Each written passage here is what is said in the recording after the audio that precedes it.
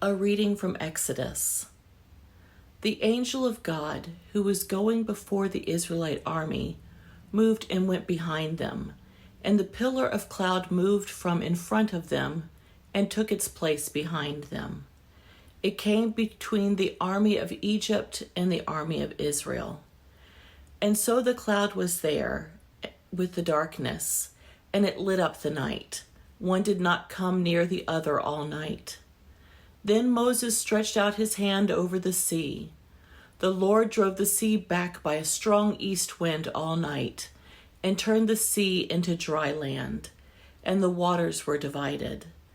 The Israelites went into the sea on dry ground, the waters forming a wall for them on their right and their left. The Egyptians pursued and went into the sea after them, all of Pharaoh's horses, chariots, and chariot drivers. At the morning watch, the Lord in a pillar of fire and cloud looked down upon the Egyptian army and threw the Egyptian army into panic. He clogged their chariot wheels so they turned with difficulty. The Egyptians said, "Let us flee from the Israelites, for the Lord is fighting for them against Egypt."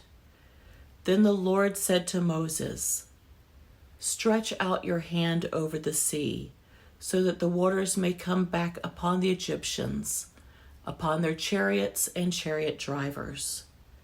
So Moses stretched out his hand over the sea, and at dawn the sea returned to its normal depth. As the Egyptians fled before it, the Lord tossed the Egyptians into the sea.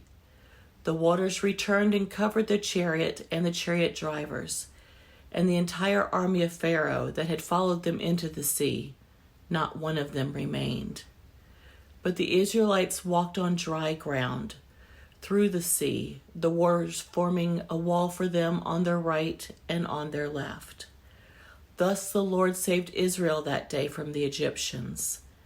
And Israel saw the Egyptians dead on the seashore. Israel saw the great work that the Lord did against the Egyptians. So the people feared the Lord and believed in the Lord and in his servant Moses. The word of the Lord. Thanks be to God.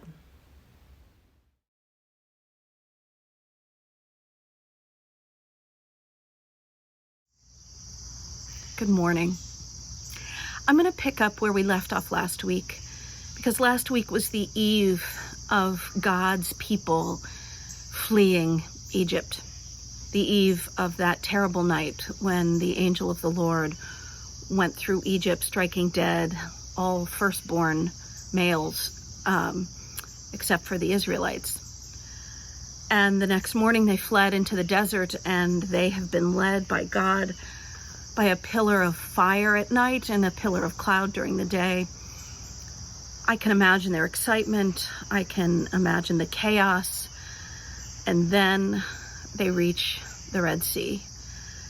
And it's not just that they don't see a way through, but the story tells us Pharaoh is now pursuing them with the entire Egyptian army, all the chariots, all the horses, and Pharaoh himself.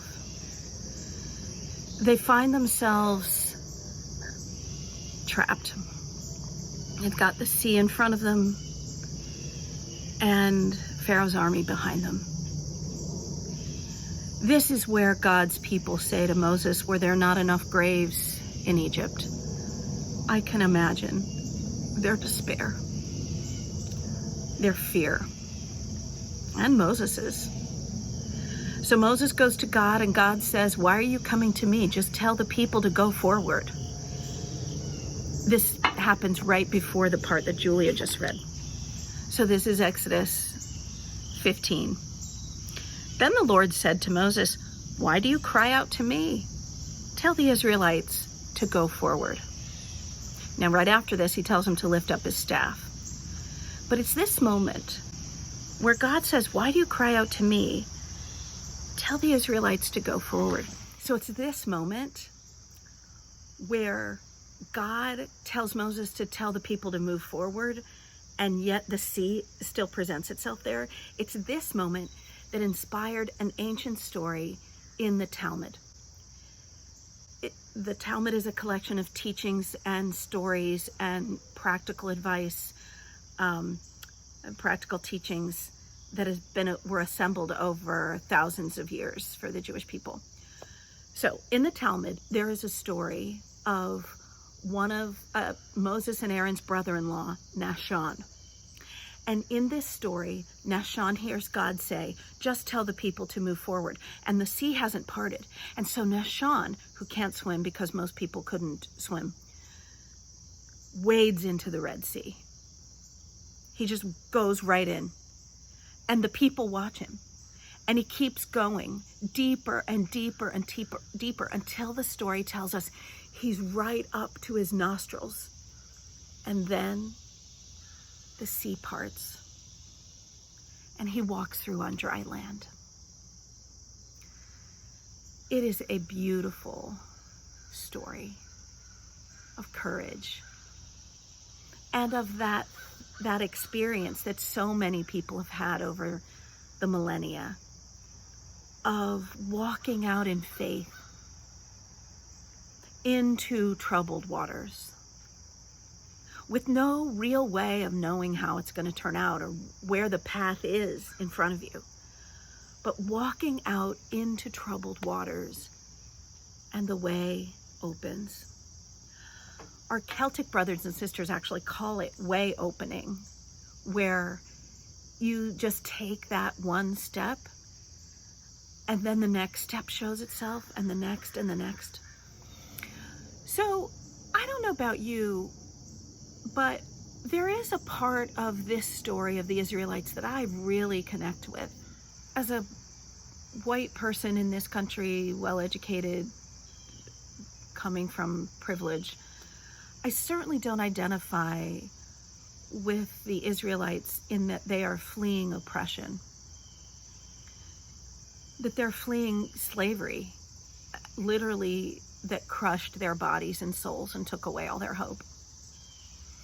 But what I can identify with is yearning for a promised land where we can all be free, where God's people, who are all of the people, can live in peace, loving our neighbors, caring for each other, caring for the widow and the orphan and the vulnerable alike, loving our neighbor, loving God.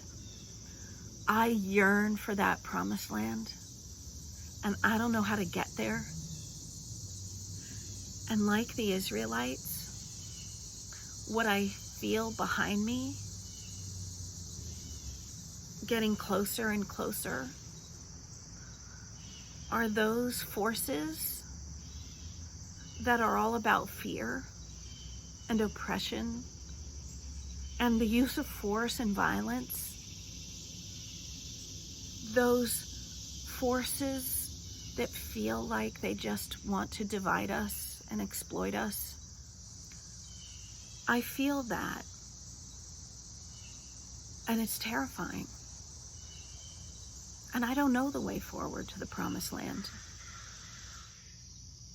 So I've been wading into troubled waters all summer, and I know some of you have as well. And as a country, we find ourselves in these troubled waters. But this story brings me so much hope. It gives me hope because it's not about the troubled water. It's not about how deep the water is, or how intimidating, or how fierce the army is behind us, that army of fear and division and racism and anger and hatred. This story is about freedom.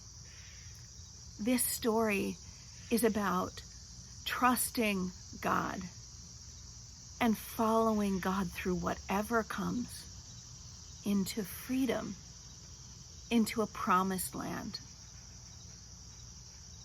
That's what this story is about. That's why it has captured the imaginations of people for thousands of years.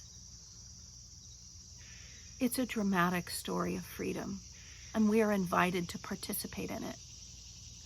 And even though the armies of hatred and division and fear and racism are at our heels, And even though we don't see a way forward,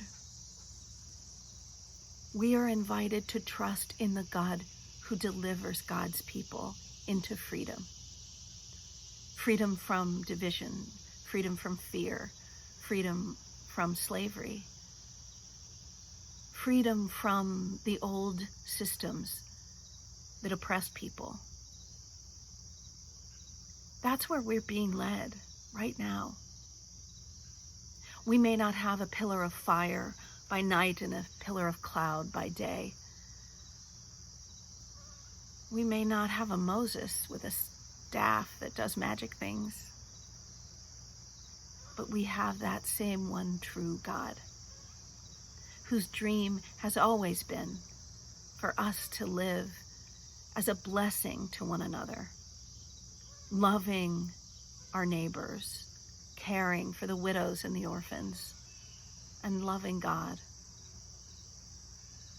So the way isn't clear, except the way is to move forward, even into troubled waters, and trust that God is leading us to that promised land.